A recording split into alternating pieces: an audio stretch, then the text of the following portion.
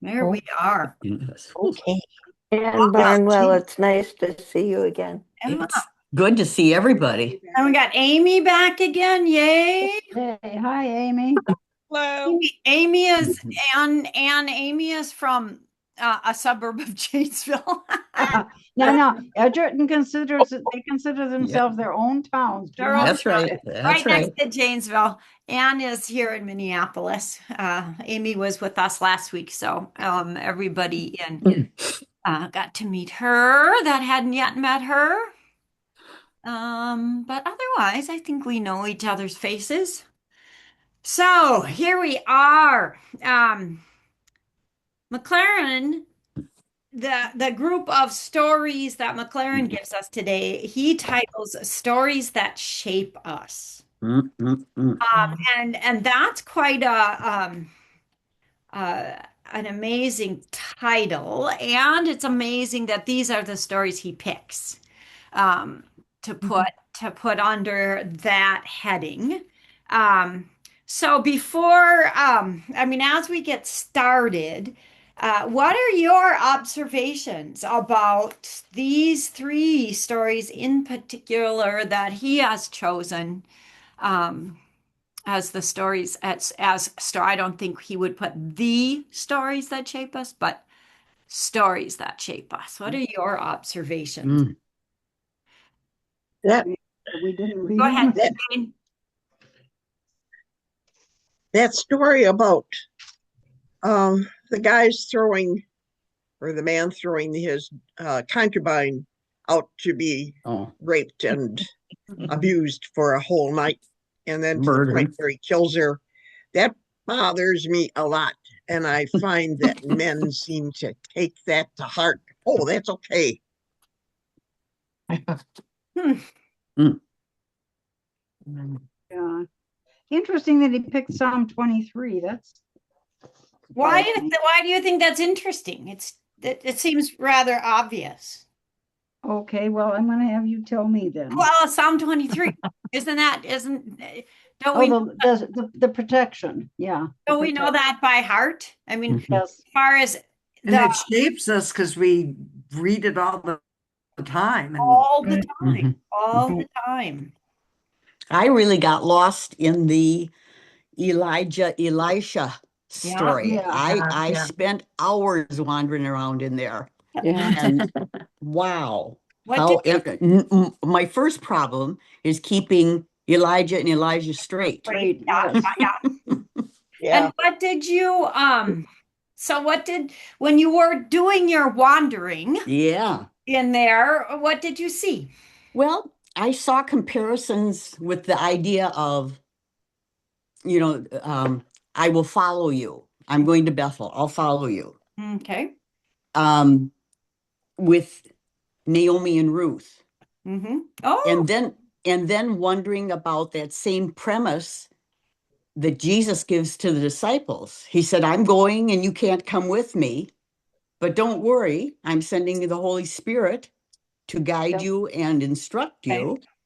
And what did the disciples kind of hearken back at that point and say, hey, You want in our Torah, isn't there teaching about Elijah and Elisha that feels like this? I Mhm. just things like that. Yeah, no, I think that excellent. those are really good Mhm. uh what's the word I'm looking for? Noticing, good noticings. We that yesterday morning we spent these three faith groups, the Jewish rabbi and the imam and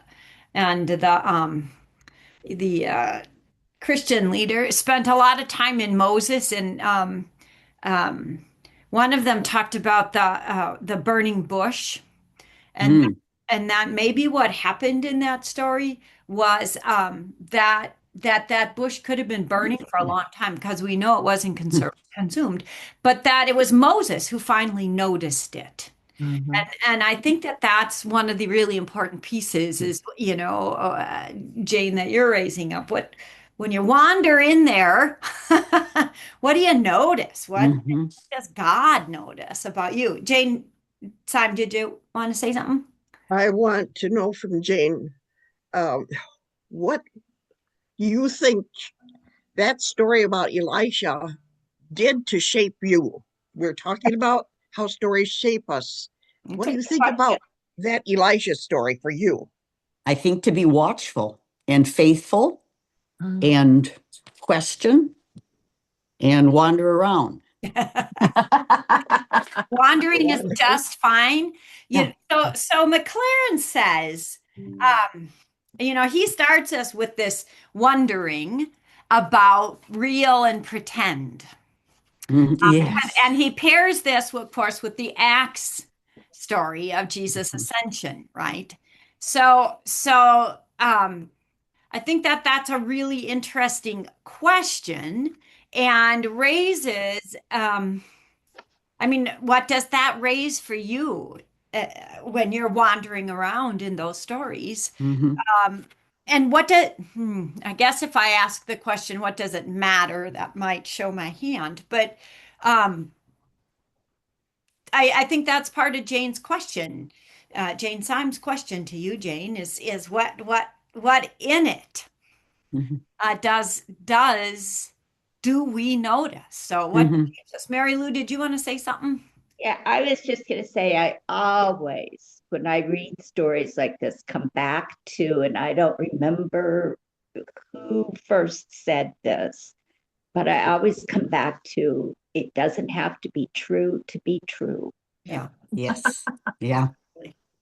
Yeah. Yeah. Which continues to raise the question, what do we notice? What do we Mhm. discover? What's in that story that's trying to form us, that's trying to shape us? Paula. Two things. One is the line near the bottom of the first page of chapter 12, and he says, whenever we engage with stories of the Bible, we become members of the interpretive community. So Yeah. we're going to all see this, differently, and then be influenced by what other people say. Yeah. And then in the messages interpretation of this, I love that line.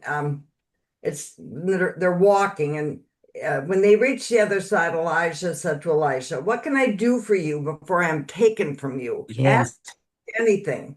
Elisha said, "Your life repeated in my life. Mm. I want to be a holy man just like you." Yeah. That really speaks to me, Mhm. to look to this and to the other stories and to Jesus and to the Holy Spirit, to say that that's basically my desire to be like you, which I don't do well, but anyway, we try. We're here. But that, yeah, I like that he said that. And one thing I kind of laughed about though, the company of the prophets that are always there watching, seeing what they can come up with, Yeah. uh, ask, asking him, well, there you go, there he's gone. Now what are you going to do? And for some of us musicians, the Mendelssohn musical interpretation of how Elijah goes up by fire is absolutely stunning to sing. It's just because he has us going up and up and up and up and up musically. It's fabulous. He went with the fire. He just had to bring that out. Beautiful. I can't read this without thinking of Mendelssohn. Sorry. Mm. Mm. Mm. I want to return to that line that Paula read. Whenever we engage with the stories of the Bible, we become members of the interpretive community. Mhm. And Mhm. that's a big responsibility. Yeah. Us, and that's a big responsibility. So I want us to think about being members of the interpretive Mhm. community and what that does. Well, Go. and at the top of the next page, it says, at every step, we must also be guided by humble, teachable hearts. Mhm. Yeah. Yep. That listens for the voice of the Spirit. The voice Mhm. of the Spirit. EIP. That's really important because Peter otherwise, Peter yeah. ends Peter ends called that wisdom, right? Yep. listening for the voice of the Spirit and how the voice of the Spirit interprets and reinterprets these stories. And we Hmm. need to listen and notice what that is. Sharon? Well, on page 52, the third full paragraph. I have it totally outlined or Underline. Yeah, says, like young Elisha, interpreters today must remember that it's easy to miss the point of ancient stories. Those stories didn't merely aim like a modern textbook to pass on factual information. Yeah. They sought people's formation by engaging their interpretive imagination. And that is so I was important. remembering when we read Will Gaffney, Yeah. her talking about when you engage with the Bible, excuse me, you need to use your sanctified imagination. Yeah. Yeah. I even wrote that down. Yeah, me too. Sanctified. I mean, it does, it moves us, I think, and I think all questions are good and fine questions. But I think it moves us into that space that Mary Lou talked about, whether or not it's true, it teaches us truth. Yeah. And it brings us to a broader discovery about, and we don't just spend time wondering how Elijah got, ascended into heaven, right? That's not really the point. The details of that are not really the point. Um, the point lies somewhere in the relationship of Elijah and Elisha. Uh, it lies somewhere in the wanderings of discovery of what's the call and how do we answer it. Very And good. and it also, I was remembering last night as we talked about this in my nighttime Bible study, that we sometimes might be silly about it, but the idea, the Jewish idea of leaving a spot at the table for Elijah, and that's hospitality, is it not? Yeah, Leaving. is that just at the Passover meal, I think? Well, it Or may is very it, well or be, can but it be any I Shabbat? I have been in very many circles of people where we say that, there's a spot at the table left, and we say, yeah, that's that. Somebody said, somebody asked to come sit, and you might say something like, yeah, well, we're waiting for Elijah. But I think it's so important for us to be, I just think that image, Paula, of kind of wandering around and discovering what might be there uh, is so wonderful. It's empowering. I think that's the very thing that helps us be members of the interpretive community, to use our sanctified imaginations, uh, to wonder what the truth here is. Yvonne, go ahead. I was pulled in by the comment about Moses noticing the burning bush and how long had it been burning. And again, the message, Psalms, there's one section that says, true to your word, you let me catch my breath and send me in another direction.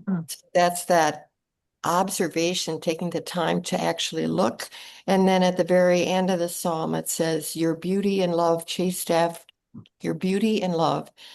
after me every day of my life.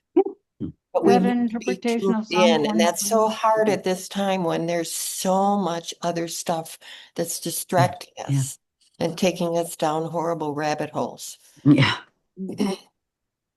Yeah, isn't that right? Where do we notice um, where do we notice God's presence? Where are those burning bushes that aren't that not in the sense of, having to put out fires, but in the sense of where's God's call, where do we notice? Um, I think in nature, yeah. in nature and also in conversation with our fellow humans. Mm. I noticed as he was going through, of course, I kind of got caught into the history writing he was doing. But I thought the bottom of page 53, the very last paragraph starting, the darkest times made the memory of David's reign seem all the more bright. And the old dream of a promised land now was replaced by a new dream for a promised time. Mm. And that struck me that it was the time of David's, and that was what Jesus encounters a century later. That it's not the militant, but his. So I thought, yeah, I especially liked on page 54 where it said, second paragraph halfway down, said Jesus was living by an indifferent interpretation of the old stories. Instead of arming his followers, he armed them with faith, hope, service, forgiveness, and love. And then the part where he said, where he healed people, he didn't say, I will save you, or my faith will save you, but your faith has saved you. And I had that really strong. Yeah. Yeah. Freed them from passive complacency Yeah. and desperate violent acts in between the two of them. Yeah. I think that's really, really important, that the distinction between prayers for Jesus, make this stop, or save me from this, whatever this is, um, into the being active in faith, to make a different kind of outcome, the possibility of. He has one little line on page 52 that I think that does all of that. He says, will they be fans Oh my gosh. instead of followers? Yeah. Yes. And I mean, that I think is not a throwaway question. The whole idea of us not being sort of fans in our lives, that we're fans of Jesus, but in fact we are followers. We are Jesus people. We are disciple. I mean, all of those words that puts us into an active phase rather than an I mean, we did talk about what do we observe in the story, but that's not how we live our lives. We live our lives in the active discovery of how does the story live? How does the story shape us? How does the story make me an active follower of Jesus, as very different from a fan? And Yes. we know so many Jesus fans, don't we? And some of the trite things that you see, and the thing I have to be careful about, and I'm thinking of a friend that Paula and I both knew who died. That was Virginia. What was her last name? And she was paralyzed, and she had on the back of her wheelchair that her boss, it said, my boss is a Jewish carpenter. And she was follower as much as she could, but there is that kind of fan idea in some of the things. Doesn't necessarily mean that the person using that would be just a fan, but it kind of hit me at those points, and still does sometimes, yeah. Yeah. Maybe we all start out as fans. Another one, and this is a good one. We are Jesus people, and Hallelujah is our song. Yeah. Yeah. Well, and I wonder, that's an active thing and not just, yeah. I wonder if that's Jane Korsbrook, if that isn't the path of deepening, right? Mhm. Of faith Yeah. formation Yeah. is the movement from a fandom to discipledom. Yeah. Mhm. I mean, I tend to believe that we start out as deeply connected um, to uh, to God, our Creator, and Jesus, our brother, and that our world really beats that out of us, and it does so very quickly. Yeah. And so much of our lifetime task is to become, uh, that connected, Mhm. uh, that umbilical connection Yep. again, and that, yeah, and that's and you have to do something about that. You can't just, you can't Yeah. just, Action. yeah, you can't just sit back and watch. Right. You gotta participate. And that's part of what participating in the interpretive community is, right? That I want everybody to go to church all the time. But I also think it's not just enough to sit there. Um, I- and I want people to actively participate in the interpretation of what it is we're hearing and what it is we're doing together. Those things are so much a part of our storytelling, and so much a part of what shapes us. As in James said, be not just hearers of the word, but doers also. Yeah. And I have to share one thing that really shocked me.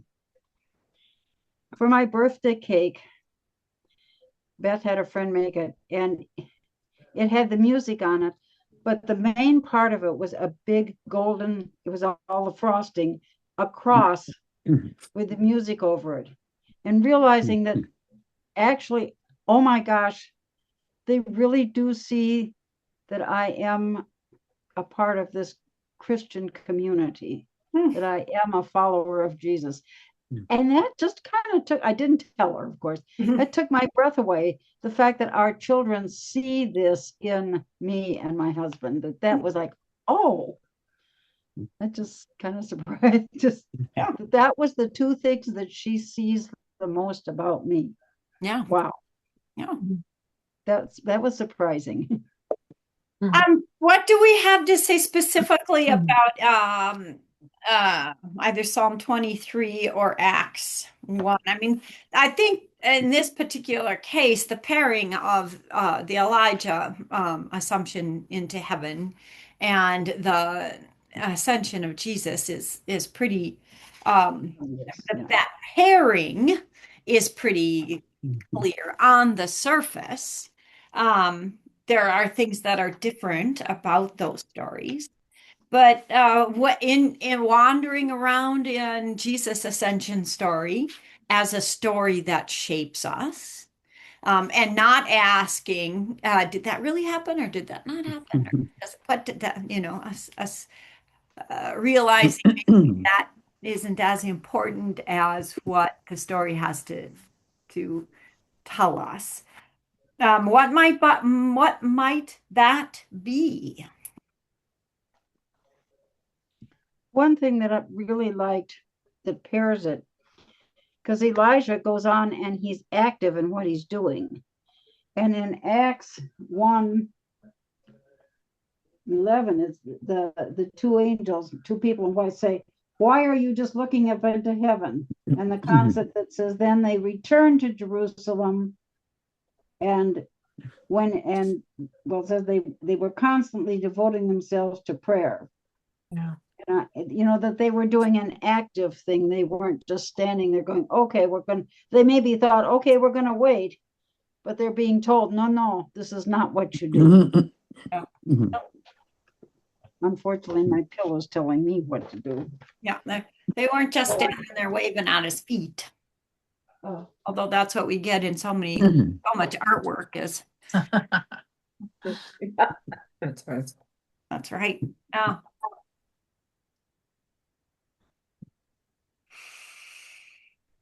Hmm.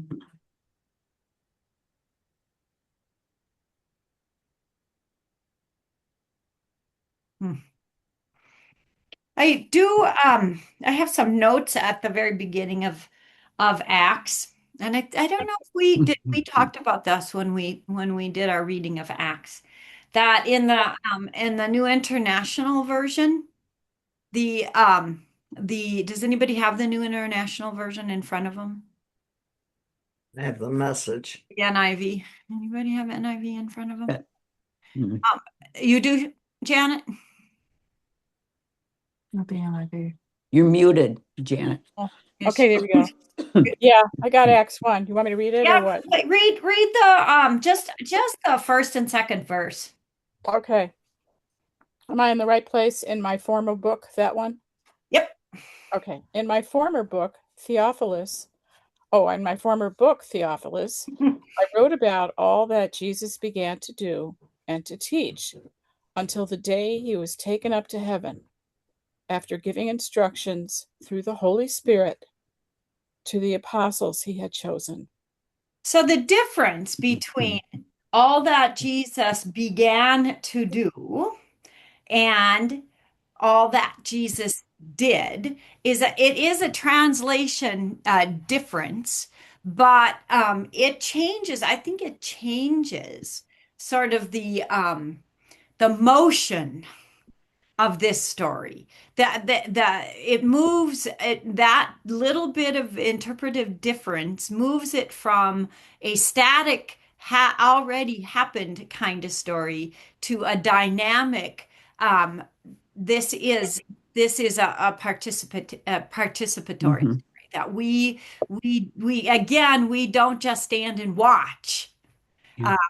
but we participate in all that Jesus is doing and teaching. Another note the ESV uses begins to do and teach. Um, and how important that part is, again, to what it means to participate in following Jesus. Um, yeah. I do know that sometimes we have a love-hate relationship with the words like blind faith, which are words that I don't like to use at all, and I think this counters that. We participate, whether or not we know exactly what's going on, whether or not we have it all figured out. We don't sit on the sidelines and watch. We get in the game and participate, and sometimes we get knocked on our backsides in the doing of it. But we get up and participate again. Jane, sign. Because of the difference in the translations, it confuses me. Which way are we supposed to think? I wish we had one way. And Do you really wish? Do you really wish there was just one way? yes. I'm really glad there isn't. I think that interpretive differences are really important in as to how we go about this life of discipleship. And I mean, it does give me permission to fall on my backside. Well, that it does. Heaven knows, but And it makes life miserable and hard to follow sometimes. yeah, maybe it makes life exciting. Mhm. Maybe, I mean, maybe it's the very thing that gives me permission to make mistakes. Go ahead, Yeah. Jen. Could be. Yeah. I'm just wondering, I'm really interested in his comment about being a fan versus being a follower. Uh-huh. And what moves people, Reverend Kathy, you expert in this bit, because it confounds me forever.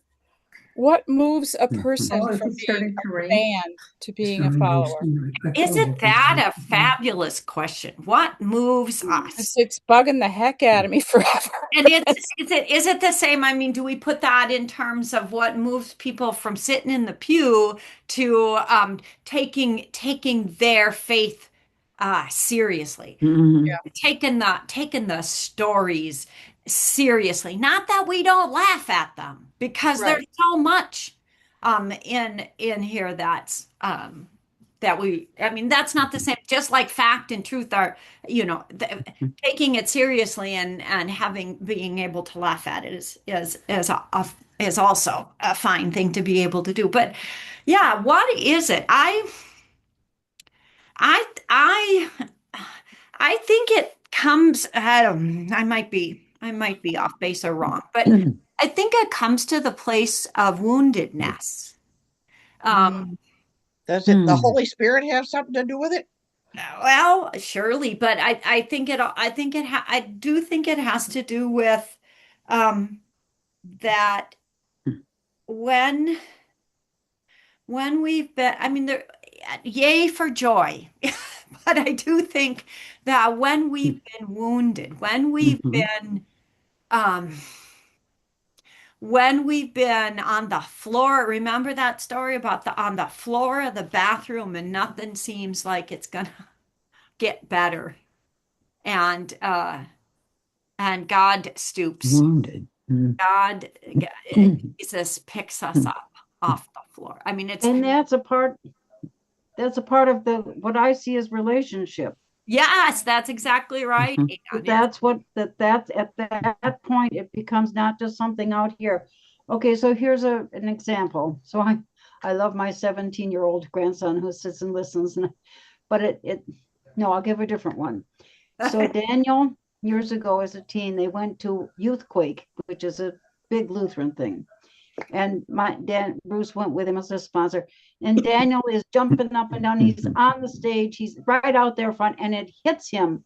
And from that point on, he is an active follower of Jesus.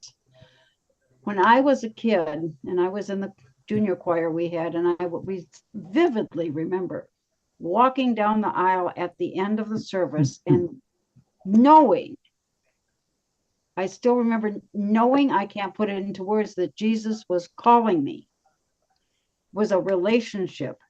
And then I have learned that through this Bible study more and more, that that's what changes us from being the person who sometimes I would like to just sit in the pew and just take it in. But no, that is not our place. We are to be active. But those things, I remember those two things, and especially with Daniel, it really hit him. And from that time on, he has been an active, and I have tried. We keep trying. yeah. So maybe my using the word wounded also can be heard in the way of being touched by Mhm. being Mhm. Mhm. having. I mean, I hate putting a lot of so Mhm. much in the basket of experience because oh my gosh, that's a that's a Sorry. really hard route to go. But it's true too. Paula, go ahead. Well, there's a paragraph on 54 that's the second one, and then it's reiterated in the sixth question or whatever at the end, meditate. We're supposed to think about the difference between passive pious complacency, Ah, desperate violent action, and faithful peaceful action. Mm. hmm, hmm. And it's a think about those Mhm. and because I hate to say it, but when I think of passive pious complacency, certain people come to mind, and that's me being very judgmental. But I'm the first to admit I can be very judgmental, and I pray that I'm not. Um, Hmm. but there are a lot of people who are in the pews and not doing much else. Mhm. Yeah. Mhm. So I want to make it clear that we're not talking about earning our way to heaven. Exactly. No. Right? Mm. That's not what we're talking about here. Um, but you all know, because you've read the parables with me over and over again, that you can't sit still. You when you when you read a parable, the whole purpose of a parable is to get you up out of your complacency. It is to shock you into doing something different. It's to make it possible for you to hear differently, to see differently, to discover something new. Um, Complacency is not what taking the word of God seriously is. Oh, definitely not. No, And no, that no. I think Janet, that's part of the frustration, isn't it? In the what's that movement from fan to follower. Mhm. You can't sit there being a fan, raising your hand, Right. yay, yay. You gotta do something about that. Yeah. Go ahead, Jane Korsberg. I think there's a place for conviction Yeah. in that is motivating. Say Yes. And more. that's You what I got to think as say more well. about conviction, because that's sort of kind of an evangelical word that us is. Yeah, I know, but I think we can't find one word to describe this. I think there's a moment when you say, I have to do something. Okay. Yep. Yeah. I feel compelled to do something. Compel, that's a good word. There was a Bible study that we did years ago that talked about God creating partner people. And if That's you're the if you're a relationship. partner person, you've got to be active. Yeah. You've got to do something. Yeah. Yeah. I like that, Jane. Mhm. And I Partner people. wonder if that, I think that I think we can also find Mhm. that compellingness, that conviction, um, not the title of this chapter is so important. The stories that shape us. I think so. We need to be so immersed in these stories that they're a part of the fiber of our being. So when we are maybe we're not sitting in the pew. Maybe we are in a different context completely, and we come to be convicted about how important it is for us to stand up for the rights of our neighbors. That, I think, is part of what's operating in this. And so then we do what Louise says we need to do. We go and we get trained as a poll worker. Mhm. One of the things that has become clear to me is that I need to go get trained to be a poll chaplain. So, Do they have those in Minnesota that we have? Wow. yeah, Wow. yeah. What Yeah. is that deal? Well, from what I understand right now, it's to just stand in with that presence of collar and robe and stole, um, in Hmm. Wow. to say Hmm. we are trustworthy. This is trustworthy, and Wow. and you are safe. Oh, wow. Wow. So That's very interesting. Yeah, we'll that see is interesting. what falls out of that. But I mean, I think that that's part of what Jane Korsberg, what conviction might be about too. Yeah. Mhm. Is, and that is clear to me because these stories shape me, because I am absolutely convicted that every person should be able to participate in democracy. Mhm. And that because I am who I am, I have a responsibility in protecting. I think protecting that is the Hmm. word I want to use right this very second. I don't I know. have a question that's been bothering me, and this is a little to the side because, yes, I'm with you on what you just said, but so I feel really convicted. I can't go to Texas with my cousin who is having her wheelchair isn't working, the lesions are bad, she's waiting for all these. But the Holy Spirit kicks me on the bottom and says, call her. Yeah, there you So go. we had a good talk, and she had just gotten back from the doctor yesterday. And when I called and said, I'm sitting here trying to process all this stuff I found out I didn't know about, and I'm looking for the ways, how can I be an active participant? Well, that's one way to be an active participant. And I often feel that way because I feel so frustrated. I can't do anything else. And I want to. Right. But you started us, Anne, with the whole idea that part of this is relationship. Yeah. And that I think we can't deny how important that is. One of the things that we've been talking a lot about as because we've been doing a lot of work with this whole idea of what do we do to protect elections coming up, and one of the things is forming one-to-one relationships. People know the stories, they know our story, we know each other.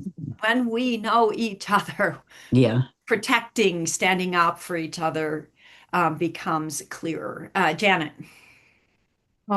I think that I read a book once long ago on mysticism by a Catholic sister. And she basically the word that she was using, mysticism, was really a devoted, real life relationship with God, is how she defined it. And one of the things she said is a lot of people will come to church, and as this guy says, is just a nice exhibit. It's a nice thing to observe.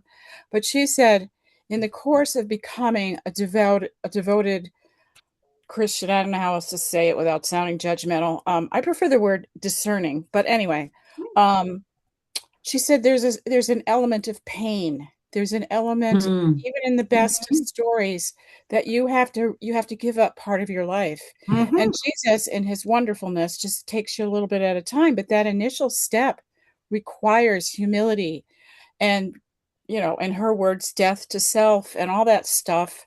Yeah. It's usually predicated by a painful event, but not always. But becoming a Christian is always a process of death. I mean, yay, let's join that team. But I think that's part of it. It's really not always pleasant, and we want it pleasant, and we want comfortable. But boy, are they missing stuff. Right. I mean, exactly right. It's just so sad, and my heart just breaks sometimes. But anyway, I just thought that is something that prevents. And Kathy, you said once in a sermon, and I actually did listen, you talked about appropriating grace and appropriating power and appropriating the Spirit deep inside. And whenever I receive the Eucharist, I think of Jesus in a little boat swirling around in all my veins and arteries. Well, But it that's cool. works. And you talk about presence. There he is. That's right. Yeah. But you listen to those words of the Eucharist, and they ain't always pretty. They require great bravery and strength. And I know I have probably been influenced by people who tell me their stories.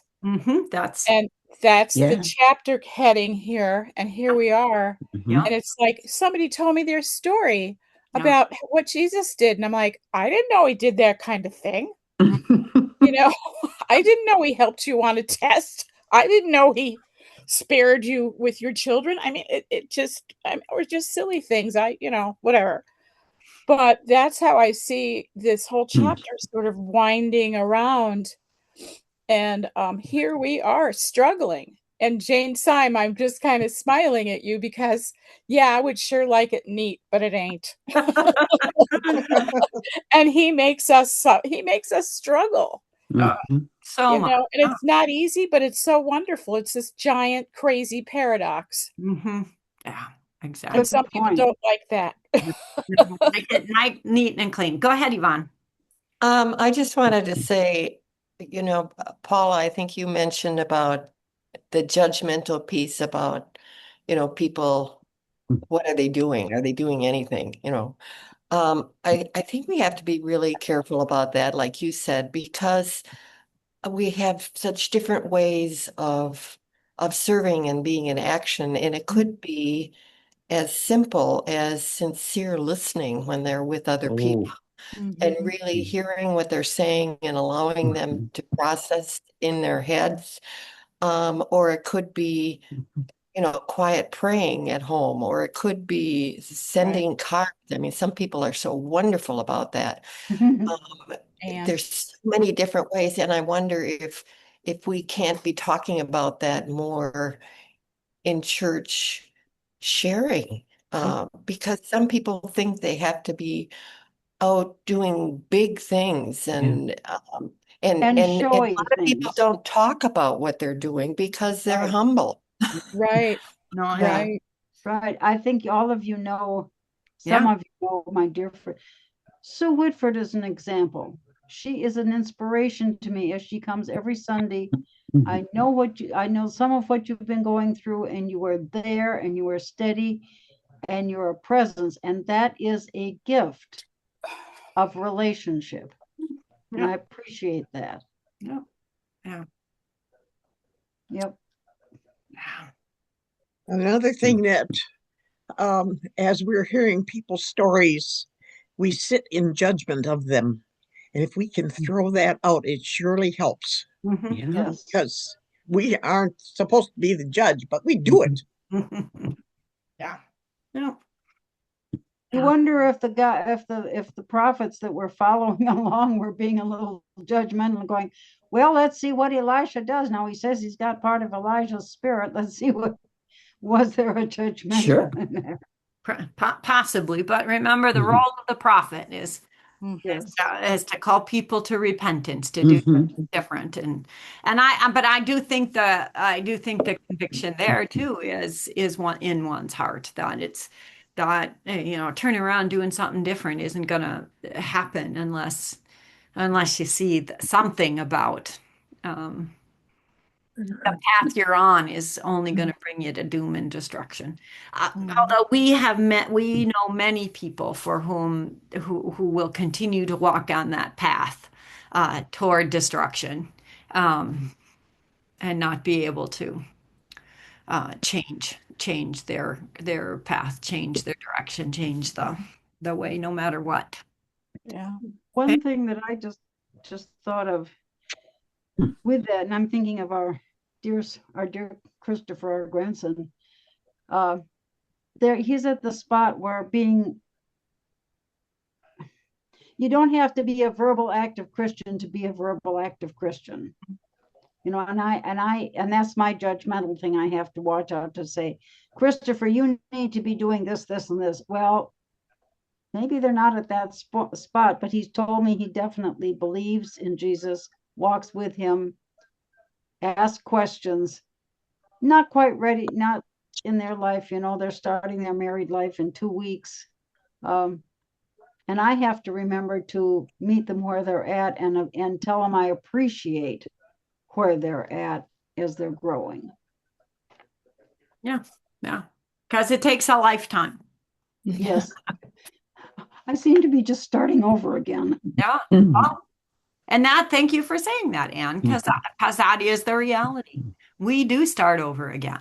Yeah, some days I feel like, wait a minute, I thought I was more mature back 50 years ago when I got married and I chose the liturgy and this, and then I'm going, well, no, I guess I'm not. What did I do? Go backwards? Well, yeah, yeah. If you want to start over again, lose the pin to your cell phone. Yeah. Okay. Well, I guess we're going to do 13 again next Well, and week. I'd like to do 13. And if you notice the first quarter queries, Yeah. Yes. Yeah. well, let's look at those questions. Okay, first quarter queries. And ponder those. Mhm. Oh, okay. See those? Yeah. And Yeah, got it. then we can move into the next quarter. Alive in there. Okay. Excellent. You I are, think I get so I much can remember inspiration that from till what they next do. week. I got tons of notes in the next chapter. My goodness. Must have Yeah. been a good one. Okay. Does that sound okay? Mhm. Sounds great. Good. Okay. Sounds good. Good. See you all Have a next good week. week. We'll see ya next week. See ya. Bye. God bless you. Bye, everybody. Bye. Bye. Bye-bye. Hello. See some of you